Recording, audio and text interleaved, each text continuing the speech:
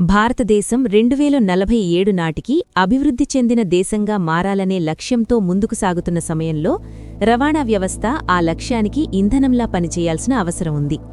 ఈ నేపథ్యంలో కేంద్ర ఆర్థిక మంత్రి నిర్మలా సీతారామన్ తన 9వ బడ్జెట్ ప్రసంగంలో రైల్వే రంగానికిచ్చిన ప్రాధాన్యత విశేషంగా కనిపిస్తోంది. ప్రభుత్వం రైల్వేలను కేవలం ఒక సేవా సంస్థగా కాకుండా దేశ ఆర్థిక ఎదుగుదలకు ప్రధాన ఇంజన్గా భావిస్తోందని ఇది స్పష్టం చేస్తోంది. 2026-27 ఆర్థిక సంవత్సరానికి గాను రైల్వేలకు 2.92 లక్షల కోట్ల కేటాయింపు ఒక చారిత్రాత్మక నిర్ణయంగా నిలుస్తోంది. గత ఏడాది 2.65 లక్షల కోట్ల రూపాయలతో పోలిస్తే ఇది దాదాపు 10% పెరుగుదల. ఈ నిధులు కేవలం అంకెలకే పరిమితం కాకుండా పట్టాలపై వేగం, ప్రయాణికుల భద్రత మరియు పర్యావరణ పరిరక్షణ అనే 3 కీలక అంశాలపై దృష్టి సారించాయి. ఆధునిక భారతదేశపు కలలను మోస్తూ పరుగులు తీయబోయే వందే భారత్, బుల్లెట్ రైళ్లకు ఈ బడ్జెట్ ఒక గ్రీన్ సిగ్నల్లా మారింది. రైల్వేల అభివృద్ధిలో మూలధన వ్యయం అత్యంత కీలకమైన అంశం. ఈసారి బడ్జెట్లో ప్రభుత్వ మద్దతుతో రైల్వేల మూలధన వ్యయం 2.77 లక్షల కోట్ల రూపాయలకు చేరింది. ఇది దేశవ్యాప్తంగా మౌలిక సదుపాయాలను బలోపేతం చేయాలని ప్రభుత్వ సంకల్పానికి నిదర్శనం.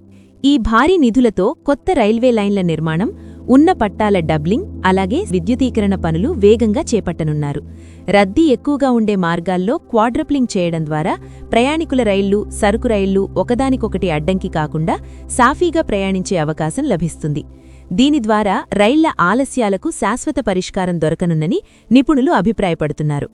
ఈ బడ్జెట్లో అత్యంత ఆకర్షణీయమైన అంశమేంటంటే 7 హైస్పీడ్ రైలు కారిడార్ల ప్రకటన. ఇవి కేవలం రవాణా మార్గాలు మాత్రమే కాదు, దేశంలోని ప్రధాన ఆర్థిక కేంద్రాలను అనుసంధానించే గ్రోత్ కనెక్టర్లుగా మారబోతున్నాయి. దాదాపు 16 లక్షల కోట్ల రూపాయల అంచనా వ్యయంతో నిర్మించనున్న ఈ కారిడార్లు భారతదేశ రవాణా ముఖచిత్రాన్ని పూర్తిగా మార్చే శక్తిని కలిగి ఉన్నాయి. ముంబై-పూణే మార్గంలో గంటలోపే ప్రయాణం సాధ్యం కానుండగా, పూణే-హైదరాబాద్ కారిడార్ ఐటీ మరియు తయారీ రంగాలకు కొత్త ఊపునిస్తుంది. హైదరాబాద్-బెంగళూరు మార్గం దక్షిణ భారతదేశపు ఐటీ హబ్లను కలుపుతూ టెక్నాలజీ రంగంలో విప్లవాత్మక మార్పులు తీసుకువస్తుంది. హైదరాబాద్-చెన్నై మార్గం ఓడరేవులు మరియు పారిశ్రామిక కేంద్రాలను అనుసంధానించి ఎగుమతులకు బలమిస్తుంది. అలాగే ఢిల్లీ-వారణాసి, వారణాసి-సిలిగురి మార్గాలు ఉత్తర భారతదేశాన్ని ఈశాన్య ప్రాంతాలతో కలిపి పర్యాటక మరియు వాణిజ్య రంగాలకు కొత్త దిశని చూపిస్తాయి. ఈ బడ్జెట్లో తెలంగాణ రాజధాని హైదరాబాదుకు ప్రత్యేక ప్రాధాన్యత లభించింది. హైదరాబాదును కేంద్రంగా చేసుకుని 3 హైస్పీడ్ రైల్వే కారిడార్లను ప్రకటించడం నగర ప్రజలకు పెద్ద శుభవార్తగా మారింది. బెంగళూరు, పూణే వంటి ప్రధాన నగరాలకు వెళ్లడం ఇక విమాన ప్రయాణంతో పోలిస్తే మరింత సులభంగా, వేగంగా మారనుంది. ఈ రైళ్లు గంటకు 250 నుంచి 350 కిలోమీటర్ల వేగంతో ప్రయాణించనున్నాయి. ఫలితంగా నగరాల మధ్య దూరం కేవలం 3 నుంచి 4 గంటలకు పరిమితమవుతుంది. ఇది కేవలం ప్రయాణ సమయాన్ని తగ్గించడమే కాకుండా హైదరాబాద్ రియల్ ఎస్టేట్ మరియు ఐటీ రంగాలకు అంతర్జాతీయ స్థాయి గుర్తింపును తీసుకురానుంది. హైదరాబాద్ దక్షిణ భారతదేశపు అతిపెద్ద రైల్వే హబ్గా అవతరించబోతోంది. భారతీయ రైల్వేలు ప్రభుత్వ నిధులపైనే ఆధారపడకుండా ఆర్థిక స్వయం సమృద్ధి దిశగా అడుగులు వేస్తున్నాయి.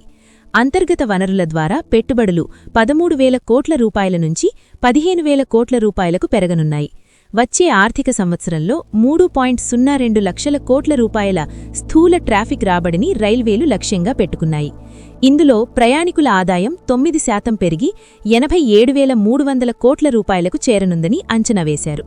రైల్వేల పనితీరును సూచించే ఆపరేటింగ్ నిష్పత్తిని 98.4%కి తగ్గించాలని ప్రభుత్వం లక్ష్యంగా పెట్టుకుంది.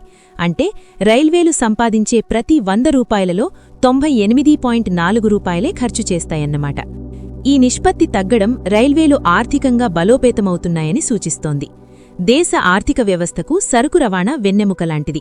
ఈ నేపథ్యంలో తూర్పు భారతదేశంలోని డంకునీ నుంచి పశ్చిమంలోని సూరత్ వరకు కొత్త డెడికేటెడ్ ఫ్రైట్ కారిడార్ను ప్రభుత్వం ప్రతిపాదించింది. దీని ద్వారా బొగ్గు, ఇనుము వంటి పారిశ్రామిక ముడిసరుకుల రవాణా మరింత వేగవంతం కానుంది. ఈసారి డెడికేటెడ్ ఫ్రైట్ కారిడార్ కార్పొరేషన్కు కేటాయింపులు కొంత తగ్గించినప్పటికీ నేషనల్ హైస్పీడ్ రైల్ కార్పొరేషన్కు 15,500 కోట్ల రూపాయల కేటాయింపుతో బుల్లెట్ రైళ్ల ప్రాజెక్టులకు ప్రభుత్వం పెద్దపీట వేసింది. పర్యావరణ పరిరక్షణను దృష్టిలో ఉంచుకుని ఈ హైస్పీడ్ కారిడార్లను పూర్తిగా విద్యుత్తో నడిపేలా రూపొందిస్తున్నారు. విమాన ప్రయాణంతో పోలిస్తే రైలు ప్రయాణం పర్యావరణానికి 10 రెట్లు తక్కువ హాని కలిగిస్తుందని నిపుణులు చెబుతున్నారు. ఎక్కువ భాగం కారిడార్లను పిల్లర్లపై నిర్మించడం వల్ల భూమి వినియోగం తగ్గుతుంది. అలాగే అడవులు మరియు వన్యప్రాణులకు ఎటువంటి ఆటంకం కలగదు. 2030 నాటికి భారతీయ రైల్వేలను నెట్ జీరో కార్బన్ ఎమిటర్గా మార్చాలనే ప్రభుత్వ లక్ష్యానికి ఇది ఒక కీలక అడుగు. దేశీయ తయారీని ప్రోత్సహించే దిశగా మెట్రో మరియు రైల్వే ప్రాజెక్టులకు అవసరమైన టన్నెల్ బోరింగ్ మెషీనులు వంటి భారీ యంత్రాలను దేశంలోనే తయారు చేయడానికి ప్రభుత్వం ఒక కొత్త పథకాన్ని ప్రారంభించింది. ఇప్పటివరకు ఈ యంత్రాల కోసం విదేశాలపై ఆధారపడిన భారత్ ఇప్పుడు మేక్ ఇన్ ఇండియా కింద సాంకేతిక స్వయం సమృద్ధి దిశగా అడుగులు వేస్తోంది. అంతేకాదు, కవచ్ వంటి ఆధునిక సిగ్నలింగ్ మరియు కంట్రోల్ టెక్నాలజీలను హైస్పీడ్ మార్గాల్లో అమలు చేసి ప్రమాదాలను పూర్తిగా నివారించాలనే లక్ష్యంతో ప్రభుత్వం ముందుకు సాగుతోంది. ఈ రైల్వే ప్రాజెక్టుల వల్ల ప్రయాణ సౌకర్యమే కాకుండా సామాజిక, ఆర్థిక రంగాల్లో కూడా విప్లవాత్మక మార్పులు చోటు చేసుకునున్నాయి. భారీ ప్రాజెక్టుల వల్ల నిర్మాణం, ఇంజనీరింగ్, సేవా రంగాల్లో లక్షలాది ఉద్యోగాలు సృష్టించబడతాయి. హైస్పీడ్ రైళ్లు ఆగే చిన్న పట్టణాలు కూడా ఆర్థిక కేంద్రాలుగా మారి అక్కడి రియల్ ఎస్టేట్ విలువలు పెరుగుతాయి. ప్రయాణ సమయం తగ్గడం వల్ల ప్రజల పనితీరు పెరుగుతుంది. లాజిస్టిక్స్ ఖర్చులు తగ్గడంతో మార్కెట్లో వస్తువుల ధరలు కూడా తగ్గే అవకాశం ఉంటుంది.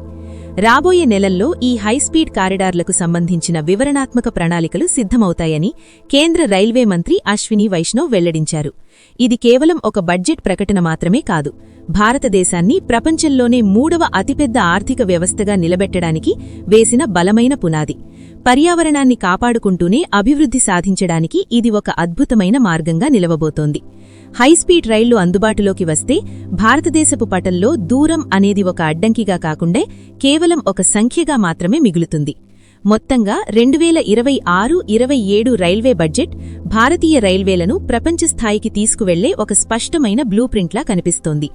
2.92 లక్షల కోట్ల పెట్టుబడి, 7 హైస్పీడ్ కారిడార్లు, స్వదేశీ సాంకేతికత ఇవన్నీ కలిసి నవభారత నిర్మాణంలో కీలక పాత్ర పోషించనున్నాయి. రేపటి తరానికి మనం అందించబోయే అతిపెద్ద బహుమతి ఒక ఆధునిక, వేగవంతమైన, సురక్షితమైన రవాణా వ్యవస్థే. భారతీయ పట్టాలపై బుల్లెట్ రైలు విజిల్ వినిపించే రోజు ఇక చాలా దూరంలో లేదు.